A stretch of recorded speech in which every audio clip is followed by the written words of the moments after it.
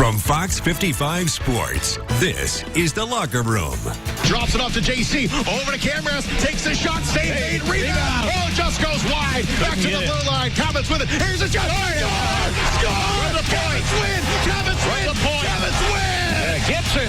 There's a lot of momentum that swung into our favor here, but it means nothing if we come out and lay an egg on Friday. We have to build off this. We have to build off the confidence, and hopefully we can just keep grinding here and get another home win. So we think we definitely know we played a great game. I think it was more like game one. We obviously flushed game two down the toilet, and everyone came back and put a great effort in tonight. And I think we did a great job of carrying that momentum from the tying goal all the way into overtime, and I think we dominated overtime. So that's how we got to play every night. We got to do it all again. On Friday night. So I thought both teams played tremendously well, and again, both teams know each other very well as well. So I don't expect a lot of adjustments. I think the compete level's got to keep picking up with as the series continues to go on. Well, one down, still three more to go. Good evening, everyone. Welcome inside the locker room. I'm Justin Prince. Thanks for being with me tonight. Well, Sean Sidlowski, Kevin Gibson saved the Comets season with a pair of late goals Wednesday night. Sidlowski tying the game with just 21 seconds to go in regulation, and then Gibson gets the game winner in OT. It was a thrilling win without question, but the K's aren't out of the woods just yet. Entering the night, they still trail Toledo 2-1 in this first-round playoff series. A win on home ice this evening would square this sucker up as the action shifts back to the Glass City on Saturday.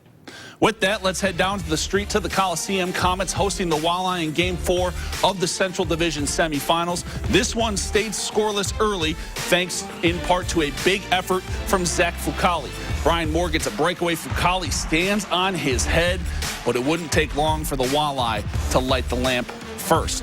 7:36 into the first. Toledo power play. David Pope able to beat Fucali. It's 1-0 visitors after one. Second period, Walleye strike again.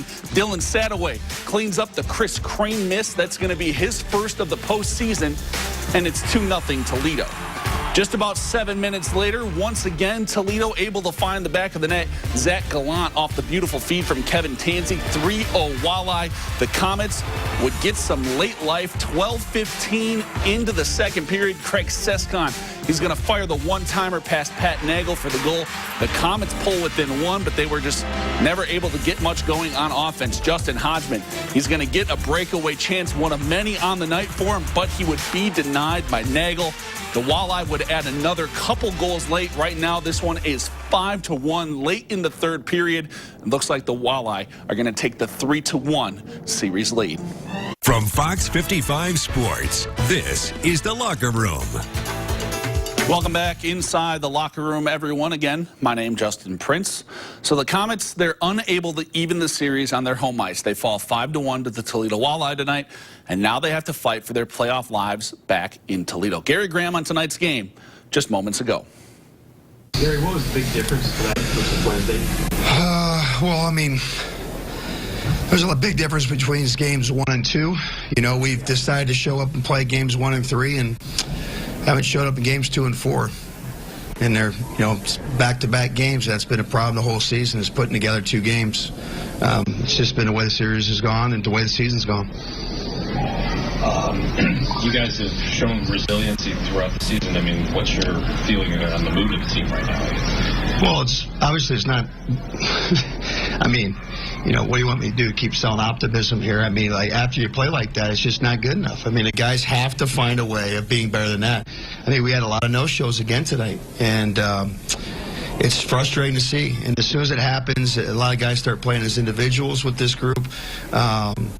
We had 2 breakaways. We score on one of them. It's a 1-goal game. It gives us life. But we're a team that really rides on confidence and trying to feel good about ourselves. And when it doesn't happen, that's when we really, this team, there's a certain dynamic at play that you can't see from the stands. You can't see, from the external, but it's on the bench. You feel it, and unfortunately, when you start all of a sudden not getting calls and guys are getting frustrated, it's like a cancer that festers through the bench, and that's what happens to our team in those situations. We can't let those things control the way we play. Unfortunately, it did at times tonight, and we were just never able to get ourselves that spark to really get us going.